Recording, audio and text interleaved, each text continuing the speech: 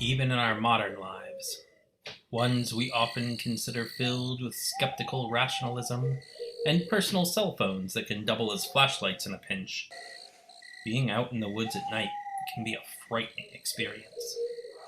This would have been no less the case in the Middle Ages, when a shadowy movement caught in the corner of your eye might have been a wild animal, a dangerous outlaw, or perhaps even a fairy come to steal you away.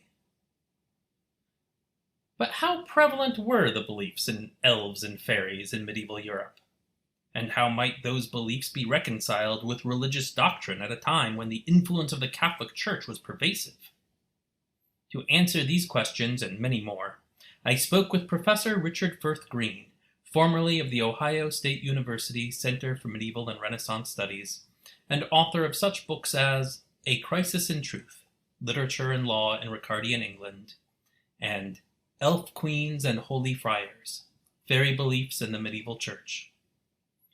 A common point in our discussion is the notion of changeling superstition, which is the belief in a person, usually a young child, being stolen away by fairies and being replaced by a changeling or inhuman creature.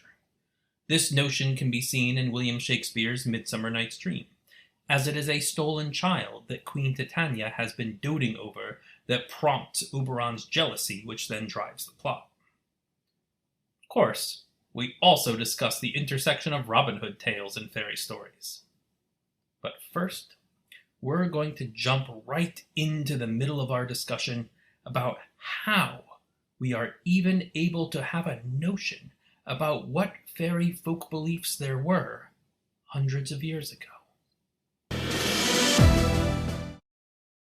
The people who were most serious about their beliefs in things other than official Christianity, let's put it that way, were largely illiterate and inarticulate and haven't left a voice behind for us to hear. So that's the real problem. We can only get them, as it were, sort of the shadow on the wall. What is left when the church has finished with them, and that's not easy to read. So.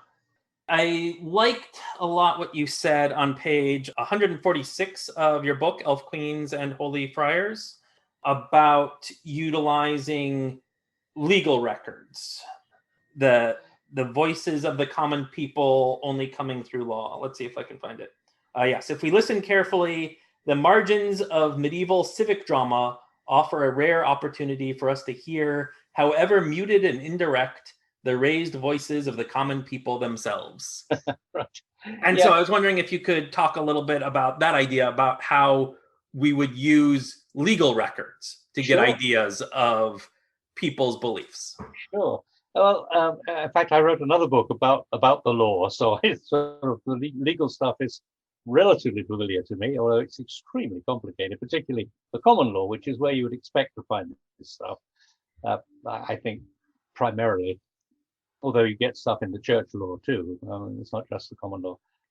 But the problem is that the records are often very formalized, highly formalized, so that they don't necessarily report word for word what a witness or an accused said in court.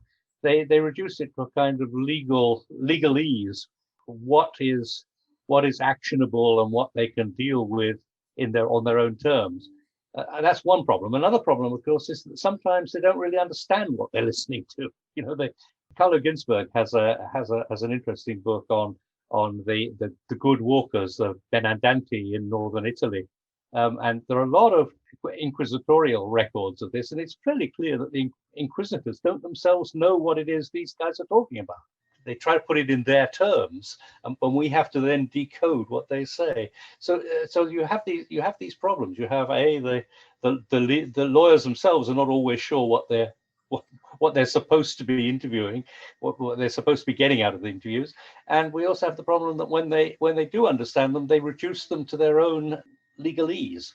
So it's not always simple, but there are little glimpses from time to time.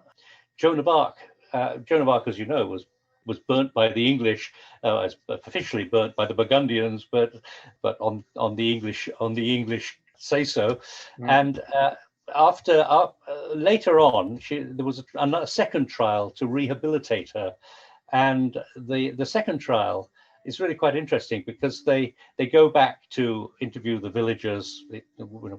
One of the things she was accused of was obviously she was accused of witchcraft and belief in superstition, and they go back to the villagers to try and clear her. They're on the other side. They're not looking to condemn her. They're in fact looking to clear her. So the villagers are more willing to speak. They're less guarded than they might have been, and in that case, you do get actually a couple of people talking about fairies. They openly tell a canon law court about.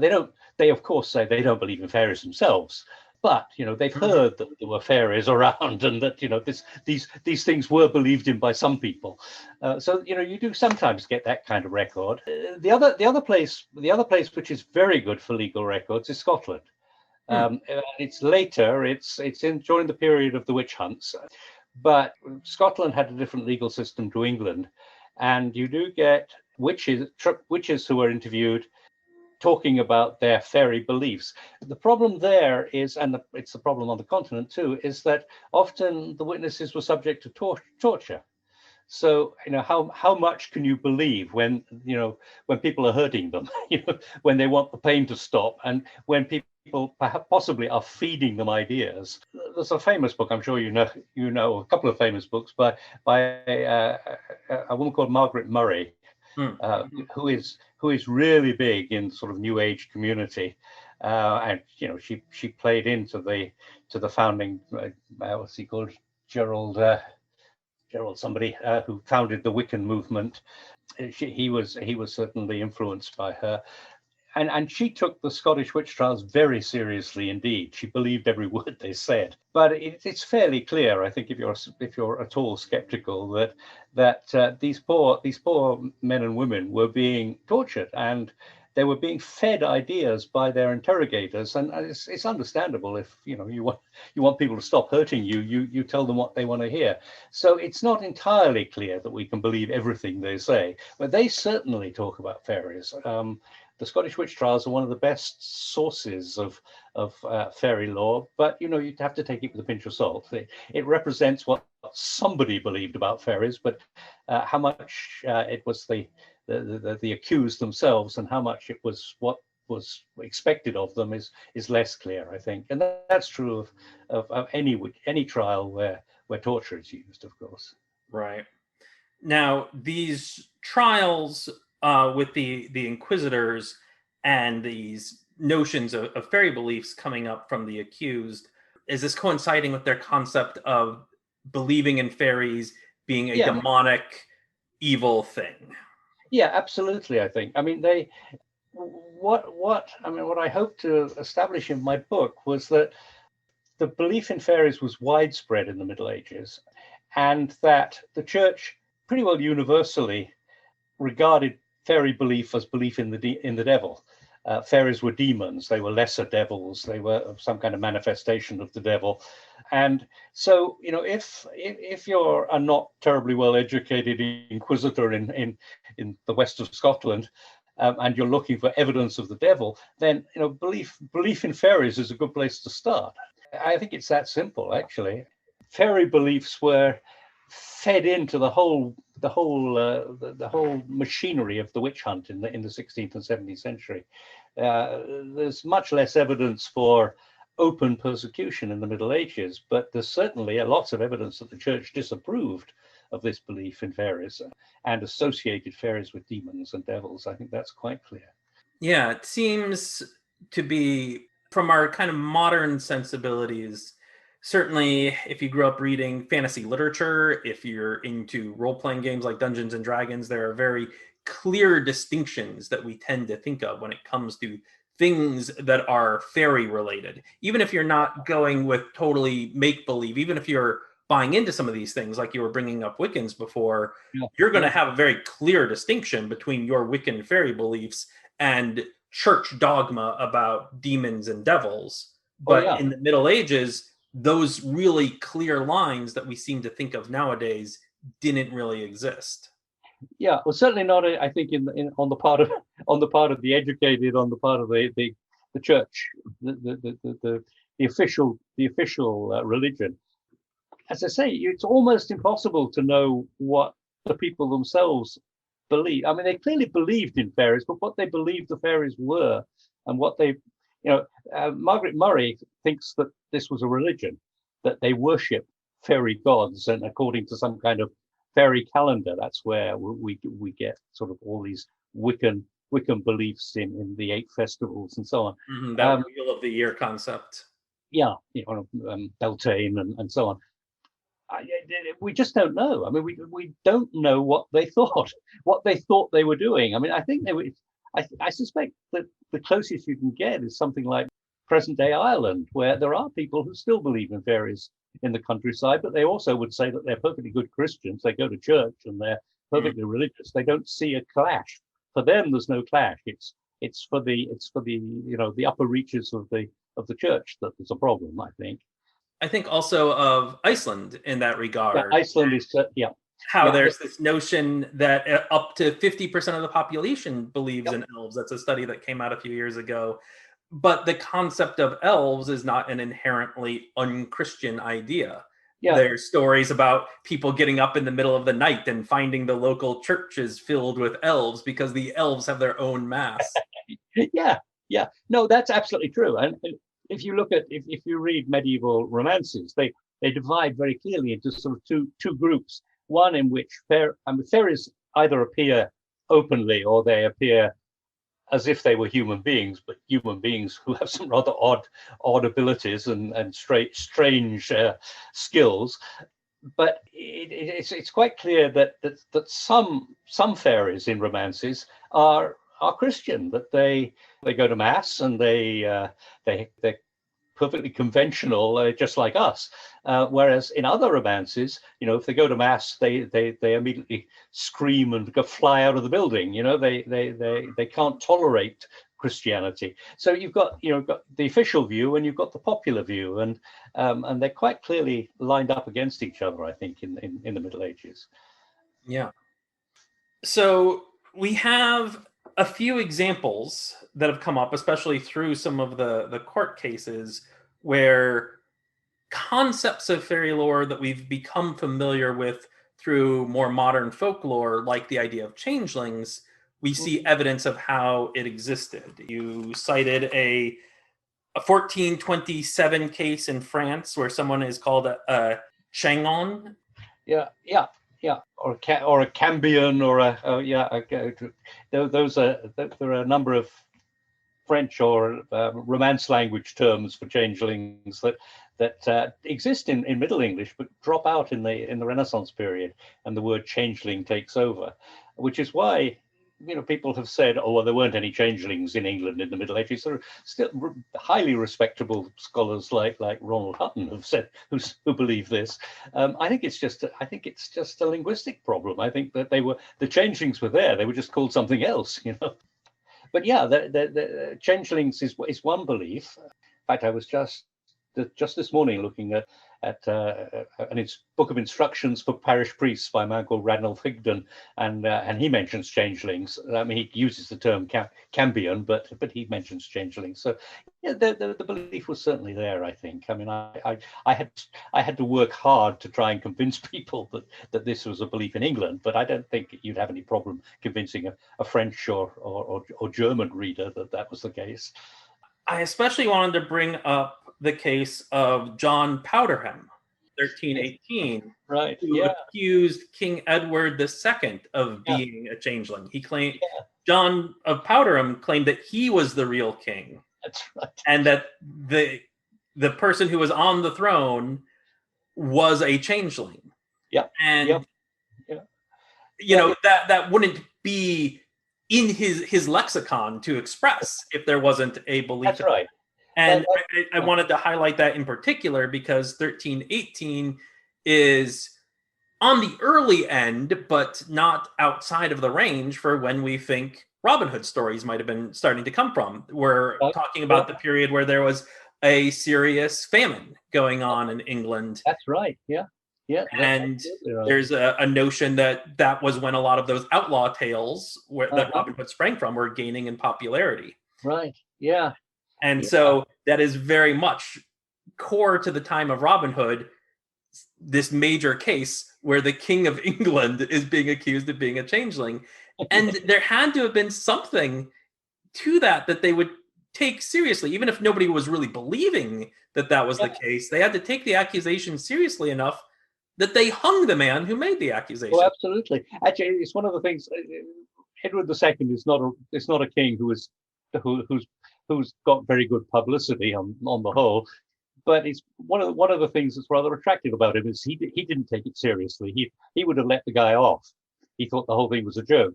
But it was the barons who were upset. It was his council who were upset. They didn't think that this was a joke at all, and they, as you say, they hanged the man for presumably for treason, for pretending to be the king. Yeah.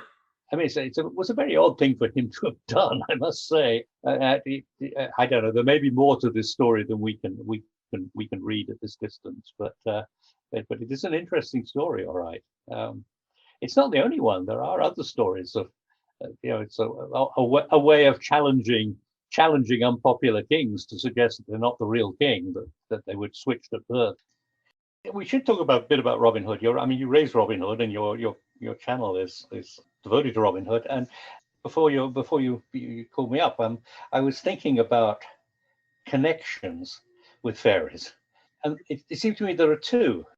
One which I wouldn't take terribly seriously, and that is that the Robin Hood stories are just rationalizations of old fairy tales. That really, originally we had tales of fairies living in the woods, doing various things, gangs of fairies living in the woods doing various things, right. And we turn them into real people.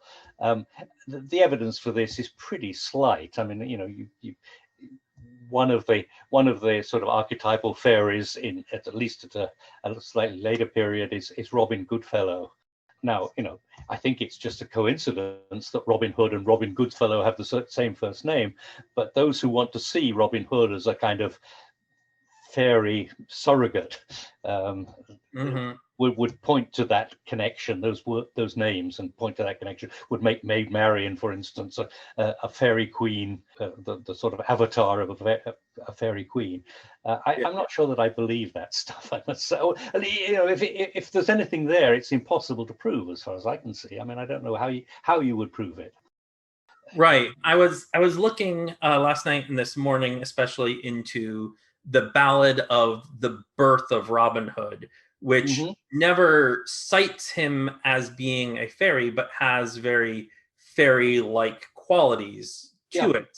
In that ballad, Robin's mother is a noble lady, and his father is the steward of her father's house. And he gets her pregnant, but then they flee because they're afraid of her father's wrath. They flee into the forest, and the father is awakened from this terrible dream. And fairy lore also so frequently involves portents of storms and floods, and this is what happens in the father's dream. And then they go out and they find them, and she's given birth to Robin, and it talks about him being born in the Greenwood, amongst the lily flower, and it has a very otherworldly fairy element to it. But this isn't a ballad that we can connect to the Middle Ages. No, it's. I mean, there are only a handful of actual medieval, as you know, ballads that are concerned with Robin Hood, and those are much more straightforward outlaw tales. Yep, they are. They are absolutely. I mean, the whole question of fairy parenthood is an interesting one. I think I talk about it a little bit in the book. I'm very sympathetic to fairy beliefs. I don't believe in fairies myself, but I'm very sympathetic to a community that did believe in them, because they serve all sorts of practical sociological functions, and one of them is unmarried mothers. It's a way of accounting for pregnancy that you don't want to admit to, or you don't want to admit who the father is, or you want in some way to excuse yourself to claim that the father is a fairy, and Right. it's quite clear that that went on. Yeah, I think there's a mention of monks and friars, Yeah, abbots having impregnated women, but we can't admit that that happened. yeah, yeah, exactly. And what it does, what fairy belief often does, I think, is allow the society to kind of heal itself. To we'll accept. I mean, even those who didn't believe in fairies will turn a blind eye to it, and those who did are prepared to use that as a way of not blaming the woman for getting into this position, and for accepting the child as part of the community. Mm-hmm. I think it's a healthy thing, actually. And it's a way, for instance, if somebody disappears, somebody goes out to the woods to hunt or whatever, and never comes back. Maybe they fall in the river and the body is never found.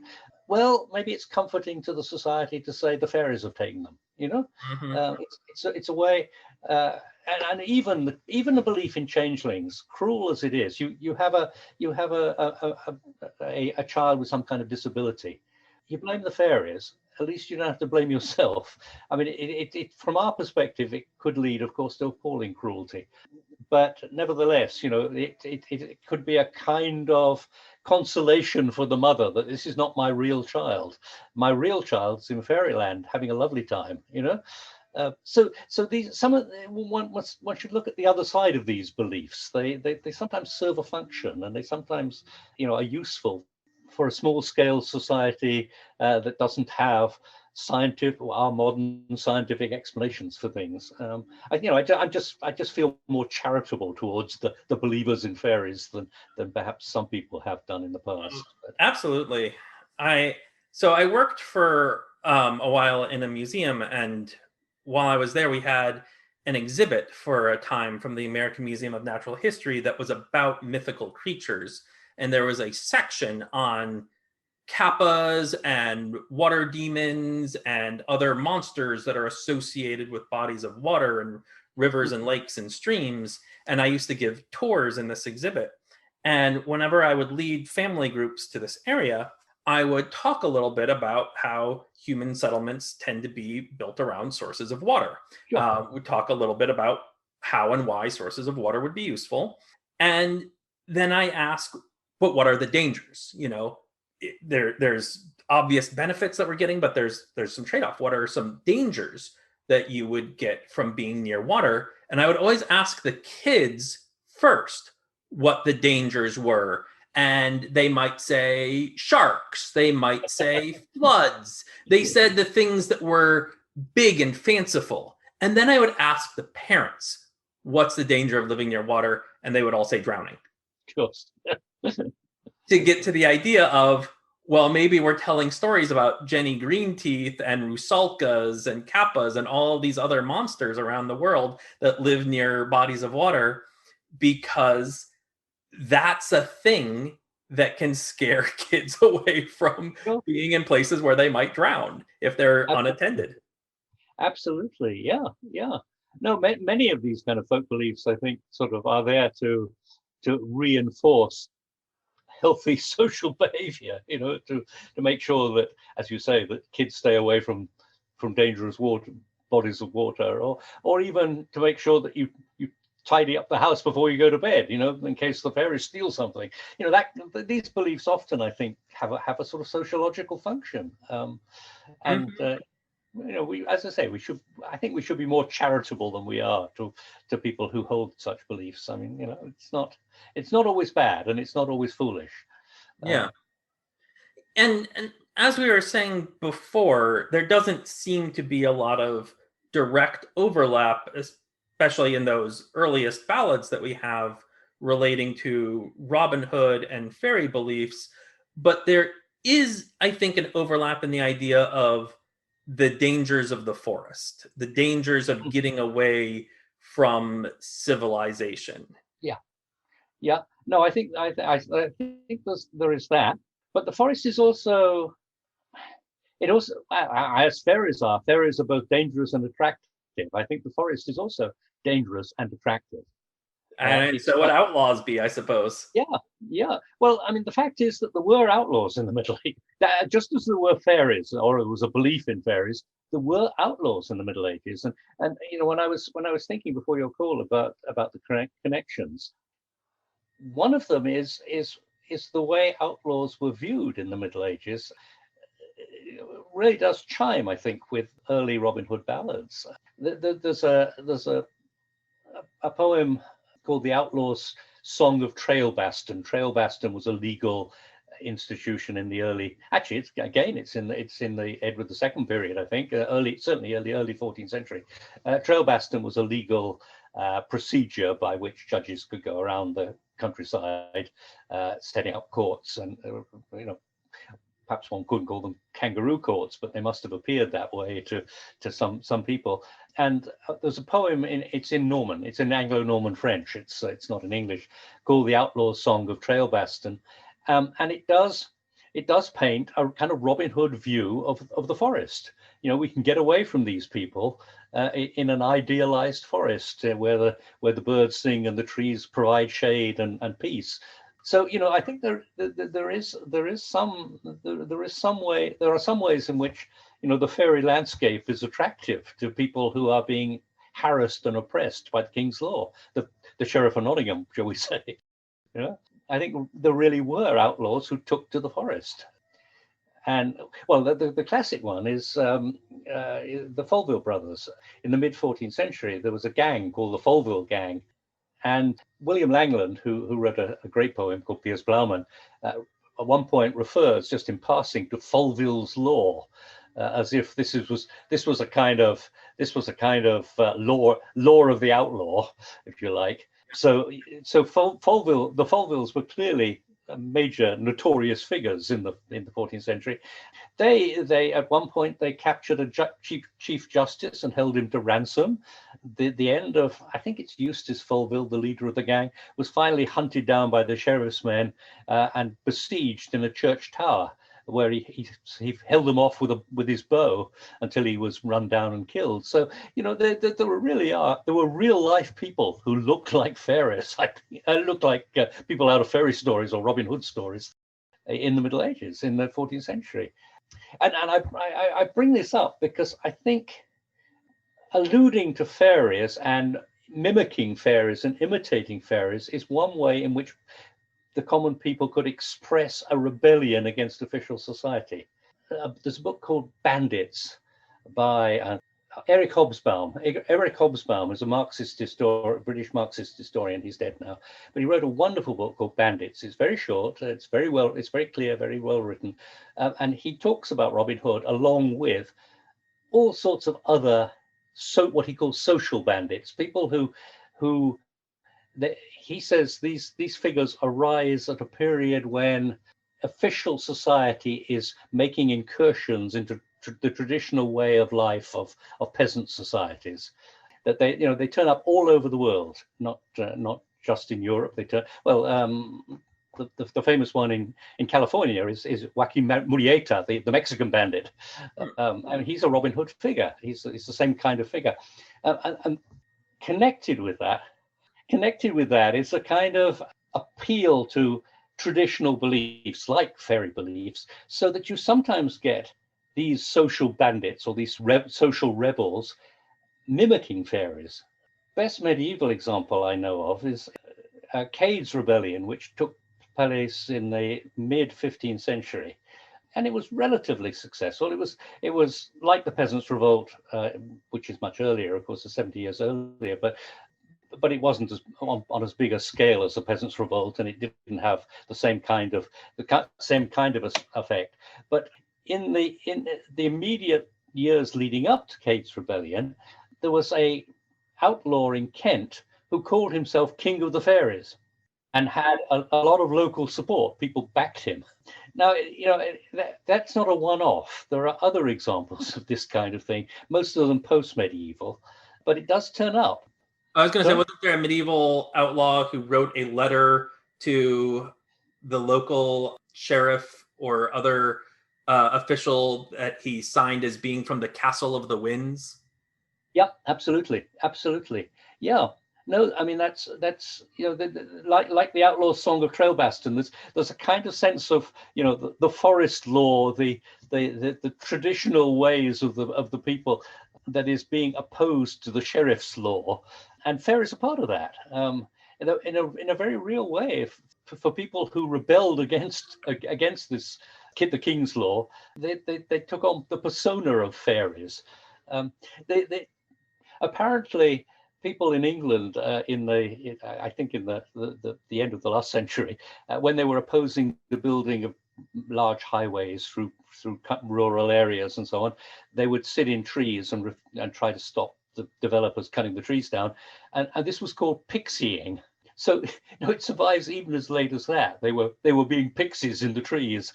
But there are lots of examples of this kind of thing in the 19th century, in the early 19th century, in the foothills of the Pyrenees, when they were trying to set up factories and build commercial establishments that the locals didn't like. There were rebellions, and again, it was called the rebellion of the demoiselles, the young ladies, but they were pretending to be fairies. They took on the persona of fairies because those were their traditional beliefs that they saw as being threatened, and also I think it was perhaps a way of avoiding punishment. Of you can't blame us, you blame the fairies. I don't know, but it's very interesting, this kind of link between traditional beliefs and rebellion against the king's law, and clearly Robin Hood is a kind of nexus for that. I think. I mean, in England, it's a nexus for that. Yeah. Something I hadn't been aware of before, but read about in your Elf Queens and Holy Friars book, is how there's accounts in the 1400s, and again, this is getting back to the use of legal records to try to tease out some of this information, but of both those rebels that you were talking about and poachers who were doing exactly that same sort of thing you were just discussing, associating themselves with fairies, taking on the persona, referring to themselves as being, oh, I wasn't being myself poaching in the woods. I wasn't myself leading this rebellion. I was Robin Goodfellow, or I was Bob Hurst, who's this kind of more obscure elfin figure from medieval England. Yeah. And I think you wrote, common people were turning to fairy impersonation in defense of their traditional rights, the things that they saw as the rights that they were supposed to have, their kind of natural rights, like being able to hunt for food in the forests. Sure. And that the very cruel forest laws at that time in the late Middle Ages were really preventing them from doing. And the fairy beliefs were kind of a way of giving themselves excuse. Like, here's earlier traditions that give us excuse, give us a cause and righteousness in terms of breaking these laws of men. Yeah, I think that's absolutely right. And interestingly, that Robin Hood becomes himself a focus for such resistance for a later period. You get Robin Hoods in Scotland, for instance, who are opposed to actions taken by the government in the late 16th and early 17th century.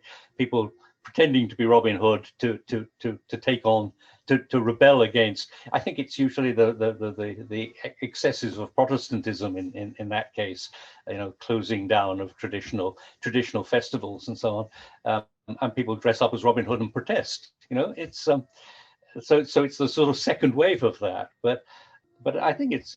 I mean, I think there's a real connection there between Robin Hood and fairies, but it's not the same connection that people would say, because Robin Goodfellow and Robin Hood have the same name, Robin Hood must have been a fairy at some time in the past. I think it's a lot more serving the same function than the two being the same thing. I think that's right. I think that's right. Yeah.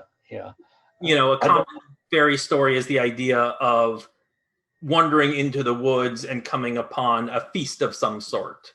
Whereas a common Robin Hood story, going back all the way to those early ballads, like in the Jest of Robin Hood from the mid 1400s, involves him taking people and leading them into the forest for a feast. Mm-hmm, mm-hmm. Yeah, I mean, it's true, of course, that you might stumble on Robin Hood, as what is it, the monk in Robin Hood, for instance, he in the ballad, he stumbles on Robin Hood in the woods and is held to ransom by Robin Hood. So it's not unlike stumbling across a fairy feast in the forest, but it is different. It has a different kind of ambience, I think, and it's one thing to say they're similar, and it's another thing to say that one leads to the other. One is just a rationalization of the other, and I'm not sure that's true. Right. Yeah, I think that's a reasonable way of looking at it. I wanted to get a little bit at the idea of fairyland as being like a place and a sort of accessible place. There is a way in which it sometimes gets associated with purgatory and this land where dead people are. You get occasionally in some of the romances an Elysian Fields kind of quality to it, where you might find dead warriors or legendary heroes from the past. But then there's also lots of romances where it is an accessible place. Usually there's some sort of distinct barrier, like you have to enter a cave, or in like the Chrétien de Troyes romances, there's a sword bridge that you have to cross, but there's a barrier of some sort, whether it's a perilous bridge or a cave. But then you have left the normal world behind, and you as a mortal person have entered fairyland. And so I was wondering if we have any notion of how ordinary people, because this is mostly something that we're seeing in these high romances about knightly figures and princes and warriors. Is there any kind of notion that there was a belief that people might wander into the woods and get lost into fairyland, find an entrance to fairyland? Yeah, I think there is. It's true that romances tell the stories of knights, generally speaking, but at the same time, that's one of the points I tried to make in the book, is that I think the really big division in the Middle Ages, social division, is not between the rich and the poor, but between the educated and I don't want to say the literate and the non-literate, because I think you could the highly educated, the church educated, the scholastically educated, and the rest. And so, there are things that the aristocracy have in common with the people that they don't have in common with the bishops and the priests, and particularly with the university professors. So I don't think we can make this absolute division between the rich and the poor in quite the same way we could now. I think that they think differently, or that they belong to different kind of cultural spheres. I don't think they did in the Middle Ages. They shared certain beliefs, and a belief in the location of fairyland is wonderful. There are some wonderful stories that there's a bishop in the 12th century, a bishop of Rochester, I think, who that's not Rochester. Anyway, a bishop who's out hunting. And he's a historical bishop. We can find records of him. He's out hunting, and a chronicler says that he came across a castle that he'd never seen before, and he gets invited in, and he has dinner with King Arthur. King Arthur's living in this castle. I mean, it's the fairy King Arthur. It's not the living. Well, it is a living King Arthur, but it's the living King Arthur who's been rescued after the battle with Mordred and taken to fairyland. This is. Avalon is everywhere. Avalon is not just some island off the coast of Ireland somewhere in the Atlantic. There are Avalons all over Europe, and people can blunder into them. They can wander into them by accident. The story of the bishop's lovely, because the bishop at the end of the dinner asks King Arthur. He says to King Arthur, "Nobody will believe this. They won't believe that I've had dinner with you in this castle." And King Arthur says, "Well, I'll give you a gift." And from this point onwards, any time that he wants to prove that he's telling the truth, he opens his hand and a butterfly flies out. He's called the Butterfly Bishop because of this. But it's evidence that he has met King Arthur, is that he can produce a butterfly in his hand. And so, which means that people, there were people prepared to take this seriously. There were people prepared to believe this. I mean, there were others who were skeptical, of course, but there were people who were prepared to take this seriously. but there are lots of stories of people just wandering accidentally into fairyland like that, wherever it is, whether it's in England or whether it's in Sicily or in India. There are even stories from the Far East. Fairyland is just the other side of reality for us. We can, if you hold your mouth right and squint, you can end up there. It's very interesting. It's both a place and it's a concept, and the two change places at will almost. But you're right. There are, of course, barriers to fairyland. If the fairies don't want you there are ways they can stop you. There are conventional ways to go into fairyland. It's at the bottom of a lake. It's through a cave. It's on the other side of a river. There are those kind of barriers. But then also at other times you just blunder upon it. You can just wander into it by accident. So it's both. It's very strange. It's very strange. I think that's a very good point that you brought up earlier about there not being as much division as we sometimes think of there being in regards to the lay people, and how you had not very highly educated people, and then you had people of a higher social status, but those were also not the people with the ecclesiastic training. And I brought up these stories of fairyland being centered around knights, and I think it's important to bring up and mention how it makes sense that the stories that we still have existing that involve these stories of knights and kings finding fairyland were the ones that were being written down, because the audience they were for the noble courts. And Sure. So they're giving stories in that know your audience sort of way. The people of the noble courts, where you have figures like Chrétien de Troyes and all these other writers of the Middle Ages, they know their audience doesn't want to hear about some yeoman or some farmer, some shepherd who goes off and stumbles into fairyland. They want to hear about other members of the gentry like themselves. Yeah, I think that's absolutely right. Yeah. And so I think there is something to be said for that idea that there was a prevalence of fairyland beliefs, but most of the stories that might involve the lower classes weren't the ones being recorded. Those were the oral traditions that we have less record of. Right. That's certainly true. There's a lot of variation that we're seeing in terms of fairy lore and fairy belief. You've got these poachers and rebels who are looking to these fairy beings as a way of excusing their actions, getting away from the laws of men. We have the belief in changelings and the belief in dangerous spirits that might live in the streams and in the woods that might lead you astray, make you get lost, might drown you, might steal your child. So there's that kind of warning, dangerous element, but then there's also that intriguing element, that element of romance. But even in a lot of the romances where fairyland is described as a perfect place, you get things like the story of Sir Orfeo, which is about going and finding his wife who was abducted by the fairies and bringing her back. A lot of the stories involve leaving fairyland as well. Right. Yeah, that's true. Yeah. Though it's interesting. The interesting thing about Sir Orfeo, of course, is that the fairy king recognizes a kind of human morality. If he's given his word, and he's not going to go back on his word. I mean, there's something admirable about the fairy. He's frightening, but he's also, if you know how to deal with him, you can get away with this. You can handle him, because he does recognize that once you've given your word, you have to stick by it, which is something that is supposed to happen in human society.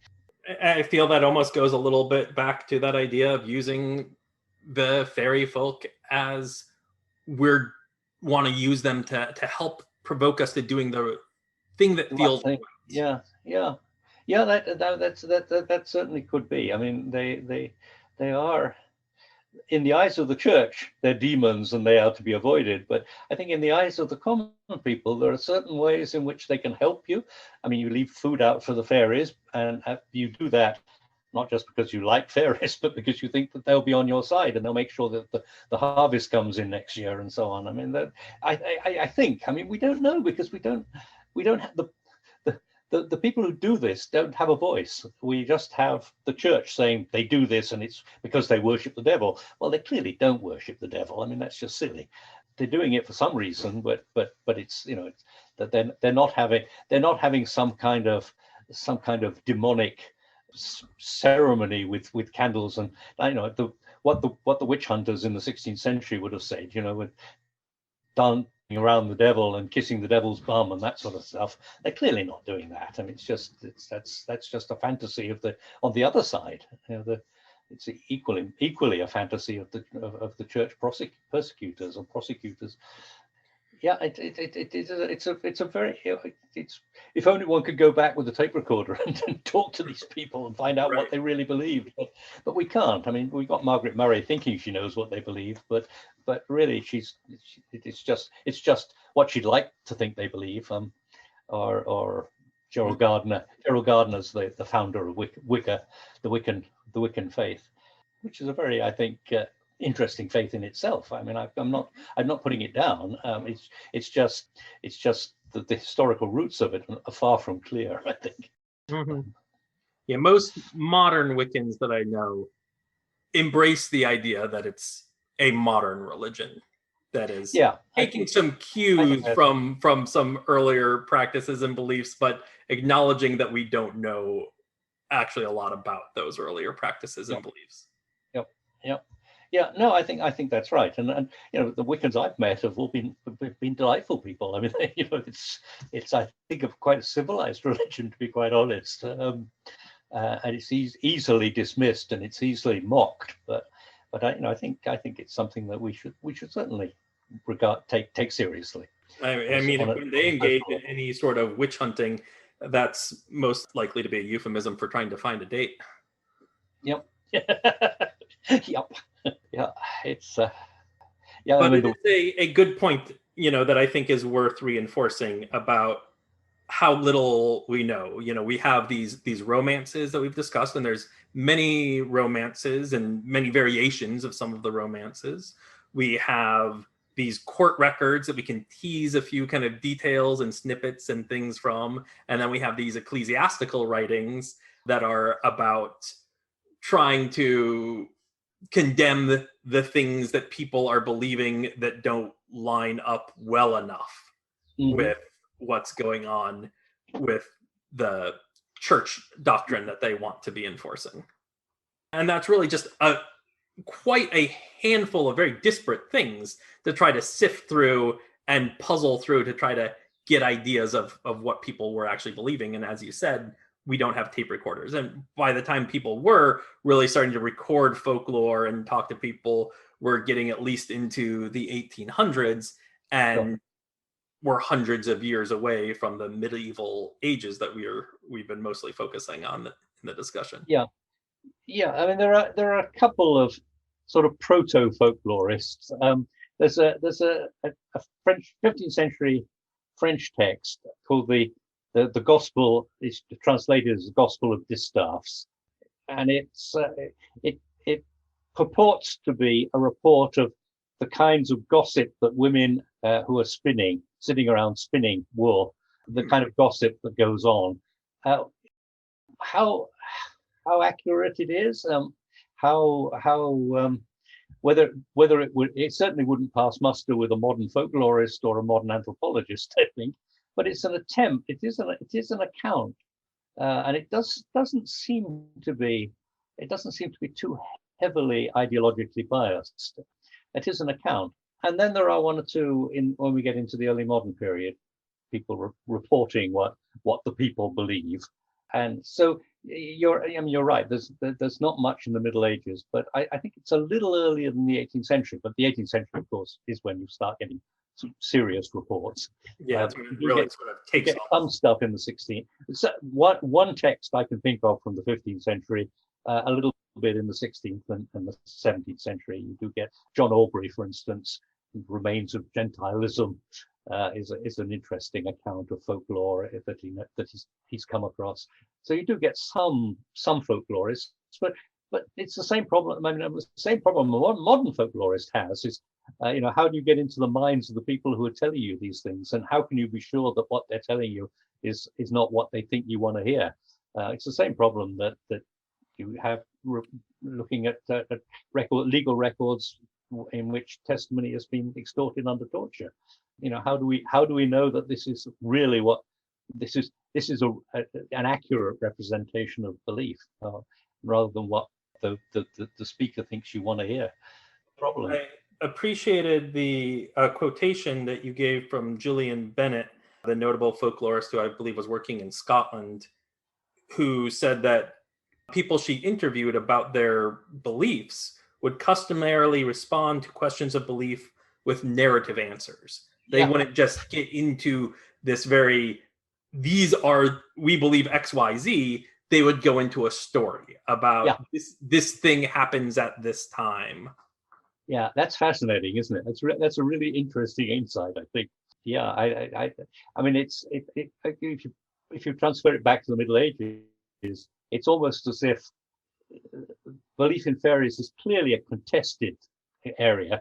The church tells you they're demons, but I'll tell you a story about this, and you can make up your own mind. It's a way of kind of avoiding the question, or deferring the question, or batting it back across the net. It's interesting. It's I like that quotation from Bennett. Yeah, no, it was excellent. And it is worth mentioning also that there were skeptics. Chaucer brings up a lot of fairy stories in some of his writing, but there's always this a little bit tongue-in-cheek. It's presented as like, well, these are stories that exist, but you get the notion that he's presenting them with this kind of skeptical side eye. Yeah, I think that's right. I mean, his best fairy story is the Wife of Bath's Tale, and if you look at the church's accounts of fairies, they often say, "Oh, these are the beliefs of ignorant old women." Well, the Wife of Bath could be argued to be one of them. So he avoids criticism by putting the story in the mouth of the kind of person that the church would expect to tell these sort of stories. Yeah, I think it's pretty clear that Chaucer himself is skeptical about fairies, but fairy stories are good stories, and Chaucer is a storyteller, and he's not going to turn his back on a good story. So he's going to tell the story, but find a way of diffusing it, of neutralizing it. I think is what's going on there. Mm-hmm. You get that with the trouble is you can't tell whether somebody, they're not openly skeptical, but Chaucer's contemporary John Gower is actually, I think, more interested in fairies, but what he does is turn them into classical stories he's got from Ovid or somewhere, and that again is a way of neutralizing them. Yeah, that is another tactic to avoid, I think, some of that church scrutiny too. If you can set your tales back in that pagan past, then you can get away from having the priests and monks scowl at you too much.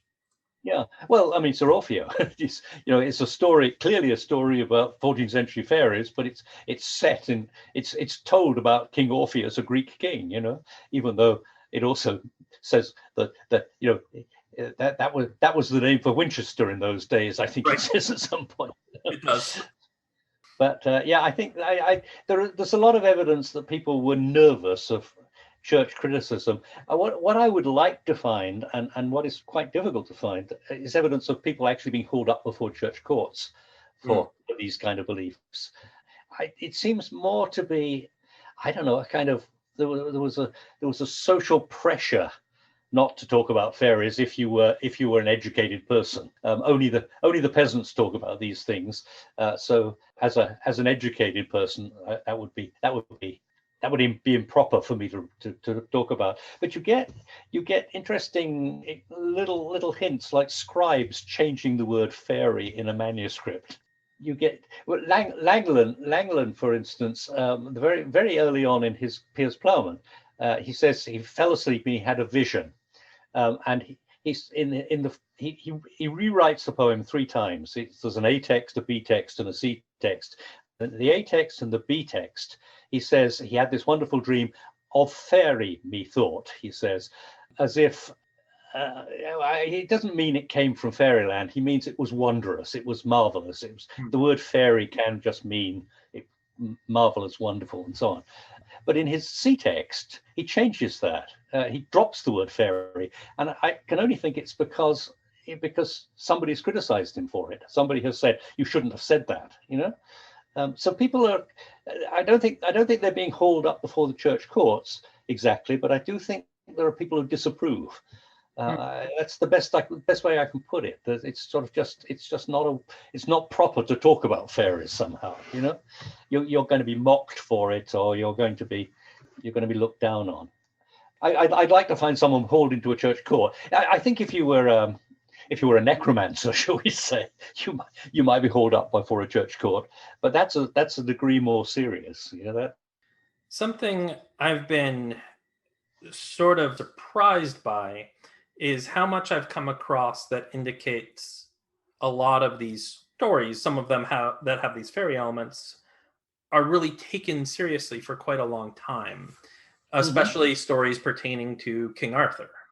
And I was very amused by accounts of various scholars debating the legitimacy and mechanics of Merlin's birth. So I think that is worth mentioning in this discussion, how Merlin's father is sometimes related as being a demon, sometimes related as being a fairy, sometimes this is against the will of his mother, who's frequently portrayed as being a nun, sometimes she's a willing participant, and there's various writers who will try to tease out details based on earlier accounts to figure out if Merlin was qualified as human, if Merlin qualified as being a fairy himself, if the father was a demon, if it was a fairy. Sometimes there isn't a distinction that's made. Yeah. And it reminded me of modern internet comments. Yeah. Well, it is absolutely fascinating. I can only think that the reason that it turns up so much in academic discourse, which it does, is because the story was told in Latin by Geoffrey of Monmouth. So Geoffrey of Monmouth makes it a text that circulates in university and monastic and ecclesiastical circles, and therefore it has to be dealt with. I mean, if it were a vernacular story, if it were in French, they would ignore it. But it's something they can't ignore. And I think, actually, I was thinking the other day about how many fairies in the Middle Ages are really only half fairies. I mean, the classic fairy is Melusine. From the story is much older, but there are two versions from the late 14th century of the story of Melusine, who is the sort of founding figure of the House of Lusignan in France, which is an important aristocratic house. In fact, the kings of Cyprus were from Lusignan, a branch of the family of Lusignan. So it was an important, wealthy family, and they had a foundation myth that they went back to a fairy bride called Melusine. But actually, if you read the story, she's only a half fairy. Oberon, who turns up in another French romance and gives Shakespeare the name Oberon, of course, is also only a half fairy. Merlin is a half fairy. It's almost as if we can excuse fairies by saying, oh well, they've got a bit of human blood in them. They've got either a human father or a human mother. Usually a human father, usually a fairy father and a human mother, but occasionally the other way around. But yeah, the story of Merlin is wonderful. It's he clearly is a fairy, I think, if you go back far enough. But in Geoffrey of Monmouth, there's actually, and this is also why the story, I think, circulates in academic circles. There's actually a reference to St. Augustine's City of God, where he discusses briefly spirits, demons who are said to copulate with humans, and so that gives an impetus to scholars and academics to discuss this, and they have a real problem with this because demons don't have a body. They're made up of air or spirit or something, or quintessence or whatever. They're not. They Right. don't have this physical. They don't have a physical presence. So how can they get people pregnant? The other problem too is, of course, that you don't want. There are enough demons around as it is. You don't want them multiplying. You don't want demons to be able to breed among themselves. That would be bad. We'd be overrun with them. So the academics are really worried about how Merlin could be the son of a demon and a human being. What kind of machinery could that be? And there are various explanations, but the one that seems to catch on and become the standard one is that demons they'll take the form of a woman, and they will copulate with a man, a human being. They will collect the semen, and then they will take the form of a man and use that semen that they've collected to inseminate a human woman. Some great mental and spiritual arithmetic being made there. Oh, sure. And you even get sort of discussions of how they keep it warm, how long it will survive, and so on. I mean, it really sounds like a modern fertility clinic in some places, But it's their way of getting around the problem: A, that demons don't have bodies, and B, that they can't be in themselves fecund. They can't breed in themselves, because otherwise we'd be in deep trouble. But it's evidence that they were taking these ideas seriously. We have absolutely, absolutely. And this you can see. William of Auvergne discusses this in the early 13th century, but it's clearly the idea is at that period still being batted around. I mean, 100 years later, that's become the standard explanation. But at that period, they clearly are discussing it and debating it and wondering how this can work. I mean, and William of Auvergne comes up with other explanations. For instance, that there are horses in Spain, I think he says, that can get pregnant without stallions just by the wind somehow blowing the seed into them. And maybe this is some kind of explanation. And so they're clearly worrying about this. As you say, they're taking it seriously. This is the forerunners of the modern scientist. I mean, they're arguing about how this could be physically possible. But what they're talking about is how fairies are born, or how fairies can breed with people, because they clearly believe that this is going on, that there are such creatures. There are half devils, and the author who deals with the Merlin story in those terms is a man called Robert de Boron, about whom we know almost nothing. But he produces a Merlin story in which Merlin is a kind of, he's going to be the Antichrist. The demons have decided that they will inseminate a wicked human being in order to produce the Antichrist, in order to combat the real Christ, as it were. And luckily, before they can work their evil ways, Merlin is waylaid by a pious hermit who converts him, and so it's all right. But there we're clearly moving into the fairies are demons belief, rather than fairies are actual real presence. So as you say, there are these two ways of looking at Merlin, but Merlin is the big figure. I mean, from an academic point of view. They don't discuss Oberon. They don't discuss Melusine. Those are figures that they apparently don't cross their radar. Presumably because they're not being written about in Latin. I can only think. Yeah, I read an article about John Dee, the court sorcerer and scientist who served in the court of Queen Elizabeth I. And one of the interesting things I was reading was that he found a early King Arthur story that made mention of Arthur and his knights traveling to the far north and past like the well-known countries and coming to a land that had previously been undiscovered by any Europeans, and that he was then trying to make a case that this story gave England precedent for control of the New World. They're like, no, we were there first, not the Spanish, because King Arthur was there. And this is the guy who was, had a court position. Oh, sure, yeah. But he was also a necromancer. He also he had a mirror, and he had Seal Solomon and things. I mean, he was a serious practitioner of the dark arts. Hmm.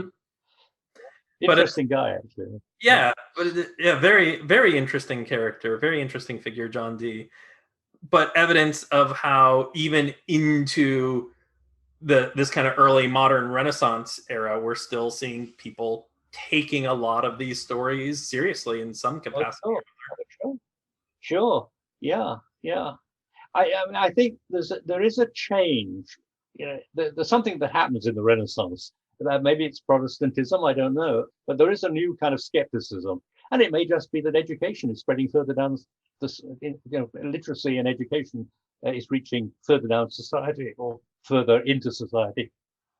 But there is a kind of skepticism. I mean, nobody could take Spencer's Fairy Queen, for instance, as reflecting genuine belief.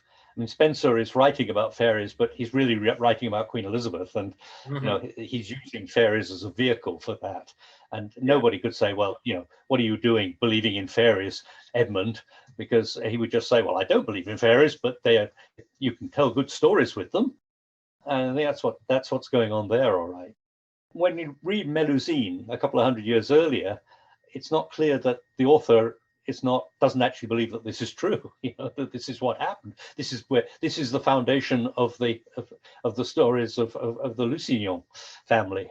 In fact, he does actually say that he sees no reason to disbelieve them. But I don't think you could say that 200 years later with Spencer. I mean, his fairy story is clearly a story. Yeah, it's an ingenious story. allegorical. Yeah.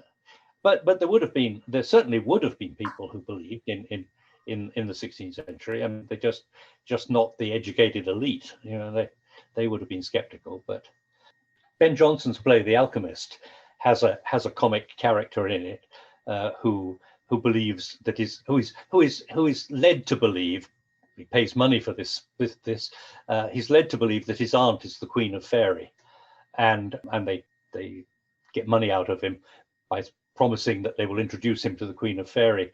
Well, I mean, this is very comic on stage. It's a very funny scene, but it apparently is actually based on, or could be based on. It can certainly be paralleled with an actual court case in the early 17th century.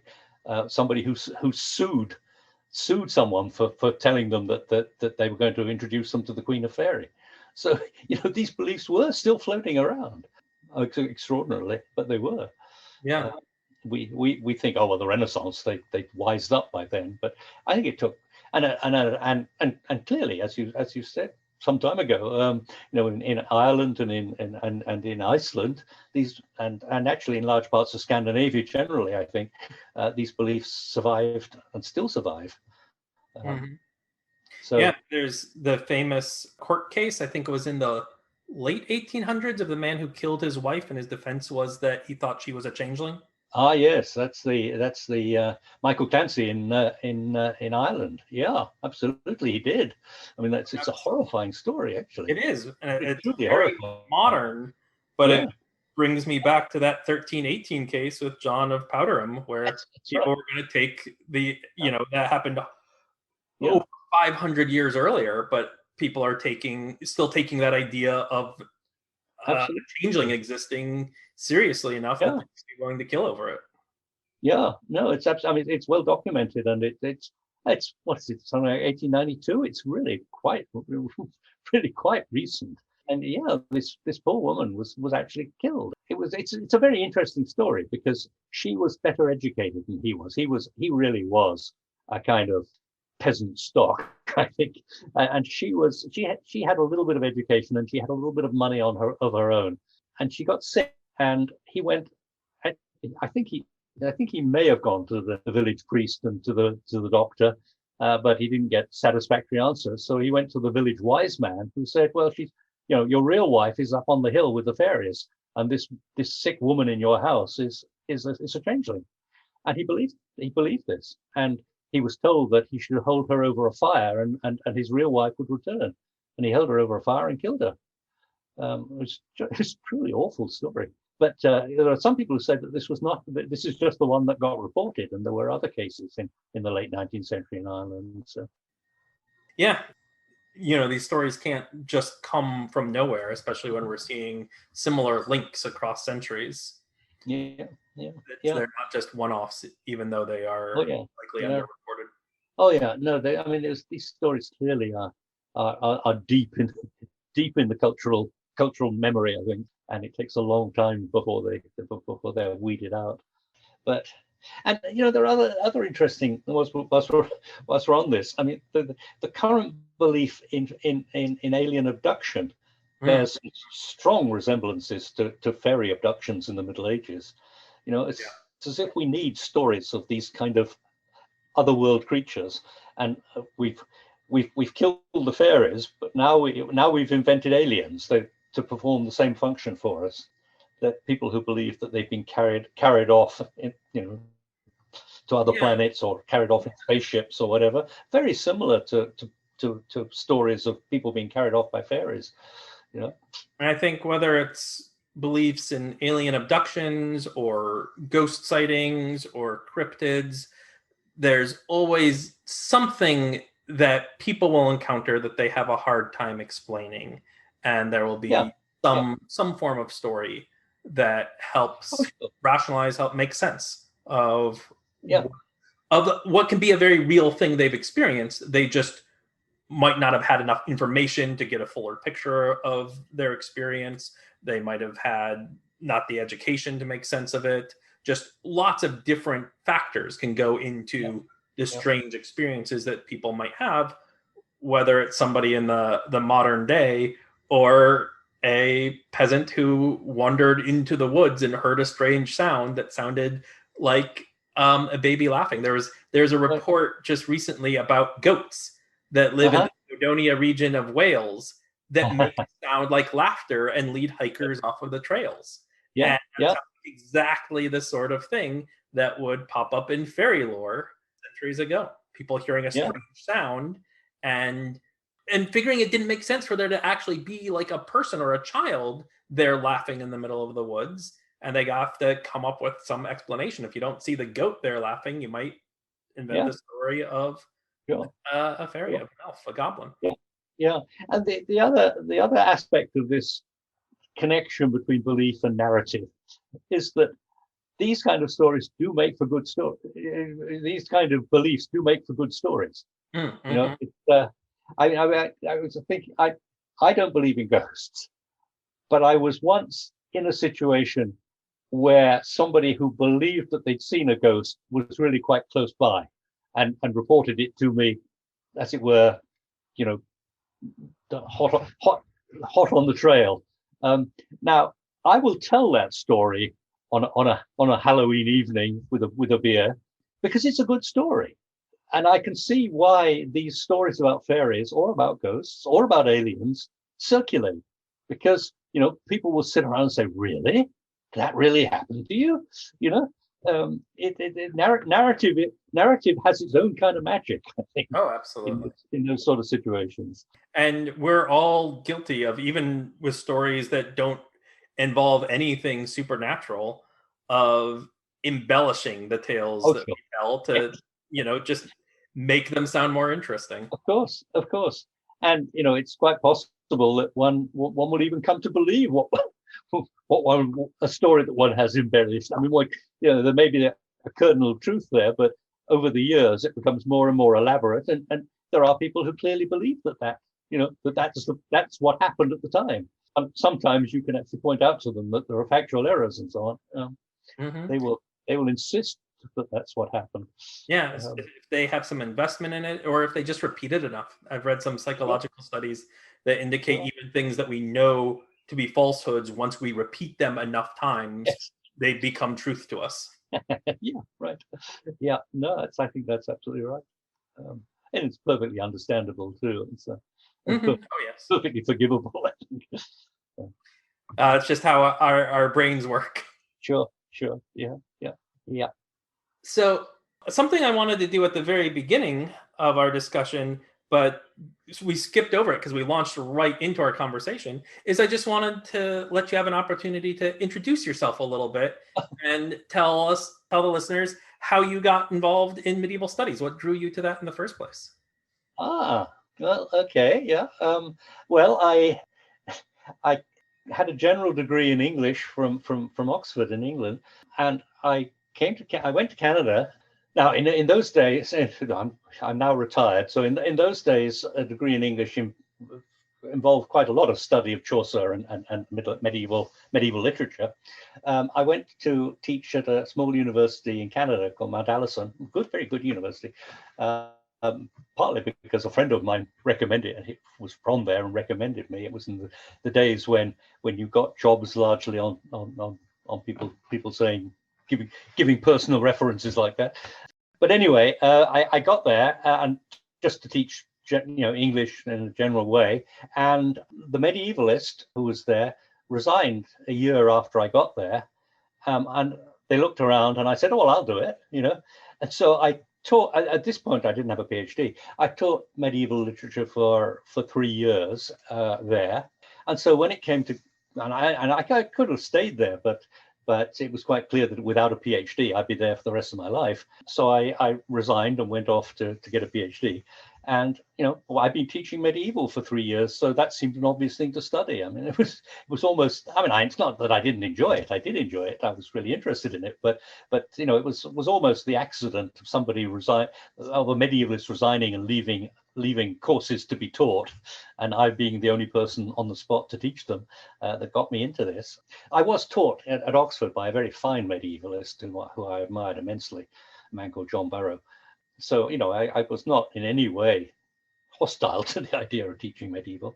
But I went to Toronto, which was in the early days of the Medieval Centre in Toronto, which was a very fine institution, which absolutely insisted that all its graduates had studied Latin and could read Latin, which is rarer and rarer, and it's something that I'm very glad that they forced on me.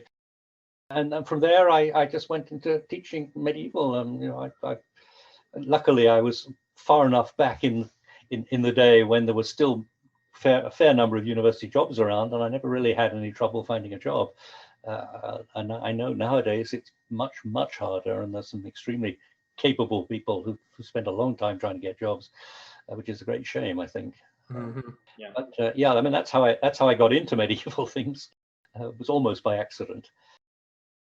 A question that I ask all of my guests, because Robin Hood is the central theme of the podcast, is if you have any particular favorite presentations of that character, whether they're in books or films or television. Oh. Gosh, that's an interesting question, isn't it?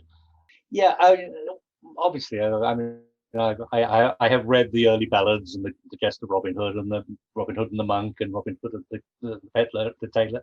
No, is it the Peddler? Not the Peddler. Anyway, there are a handful of early ones. I've read them all and I enjoy them. But of the modern representatives, I think the what is the movie with Sean Connery? Robin and Marion? Robin and Marion. I think that's my favorite movie. I think 76 is when that came out.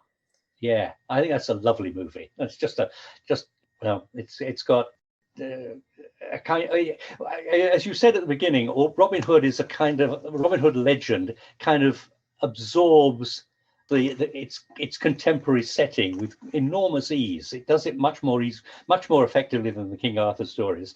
And Robin and Marion is a post-Vietnam movie. I mean, it's Robin comes back from crusades in the Holy Land and he's disillusioned. He's seen the evils of war, and he wants to retire, and he's pulled into a conflict one last time. I think it's a lovely movie. Yeah, just charming. Yeah, that's Sean Connery as Robin Hood, Audrey Hepburn as Maid Marian. Right. Yeah, and Robert Shaw is the Sheriff of Nottingham, isn't he? Brief appearance by Ian Holm as Prince John, or I think King Yes, John. That's right. Yes, I'd forgotten that. Yeah. No, I think if I had to pick one Robin Hood movie, it would be that one. Although I've seen others that I enjoy, of course. Yeah, no, that's a good one and an interesting one. Certainly, it's an interesting film, a different film, and It's the first time I've seen somebody pick that as their favorite. You know, Good. interesting choice. Yeah, yeah. Yeah, well, they do, as I say, they absorb the period that they're made, and that one is clearly a post-Vietnam movie, I think. But what is the old? Is it Douglas Fairbanks, the old silent movie? Yeah. That's clearly a sort of end of the First World War. I mean, they're all, you see them trooping off on crusade as if they're going off to fight at the Battle of the Marne or something. It's And the 1938 yeah, movies really yeah. got so, you can really read some tones into that one in terms sure. of Yeah, that's the new deal Robin Hood, isn't it? I mean, that's the socialist Robin Hood. There's a wonderful little movie that nobody's ever seen that I saw quite by chance at a conference in Nottingham called Fellow Traveller. That is, it's a Robin Hood movie. Well, it is a Robin Hood movie. It's about it's based on the fact that during the un-American activities period in the States, when a lot of people fled Hollywood, one left-wing director went from Hollywood to England and got a job in a television company and made an old series of Robin Hood movies with actually a character called Richard Green playing the lead. And they're quite left-wing. It's all Robin Hood on the side of the poor fighting against the wicked capitalists. Fellow Traveller is a movie about the director who fled from Hollywood and went to England. And it's a really good little movie, and nobody's ever seen it. I happen to have a copy. I bought and I've got a tape, a good old tape version of it. But it really is a fine movie, and I'm sorry it didn't get more. Imelda Staunton is in it. That's the only person I can think of any standing. But if you're interested in Robin Hood movies, see if you can get hold of that, because it's a real little gem. I would claim it as my favorite, except nobody else has ever heard of it. But I will take a look for that. I've been watching the that Adventures of Robin Hood series from the 50s, starring Richard Green, that I understand involved a few blacklisted writers from Hollywood at that time. Right. Yeah, and the script quality is really quite high. They're very well written shows. Sure. Yeah. Well, the movie actually it starts out in Hollywood, and it has a psychologist who the central figure goes to a psychologist because he's being hunted by the committee, and he goes, and it turns out that this psychologist or psychiatrist is actually working for the government and is actually feeding them information. And apparently this was a rumor that was floating around, and that was built into the movie. This kind of treachery was built into the movie, but it was subsequently proved to be actually true, that there was such a figure who was working in Hollywood and was trusted by the left as a fellow traveler, and who turned out to be actually betraying people to the committee. So that's the central premise of the movie. Is this that's why it's called Fellow Traveler. But there's a lot of stuff in it about Robin Hood, and what it does is it contrasts the simple morality of the Robin Hood world, where you know who your enemies are, with the evil world of the Un-American Activities Committee, when you don't know who your enemies are. It's a good movie. It's well worth seeing. That sounds very compelling. I'll definitely try to see if I can dig up a copy. Well, if you're really stuck, let me know, and you can borrow mine. I'll mail it to you. Well, you'd have to have a tape player, of course. Yeah, I don't. It's been a long time since I've had a tape player. Yeah, me too. I can't play it myself. I have a copy, but I can't play it. Thanks so much for your time. This has been a great talk. Sure. No, it's been fun. Yeah, I hope you've got enough to cobble together something. Oh yeah, absolutely. Good, excellent. It was good talking to you. Yeah, I had a lot of fun. Yeah, good. Yeah, we'll see you later. Yeah, all right. Bye. Take care.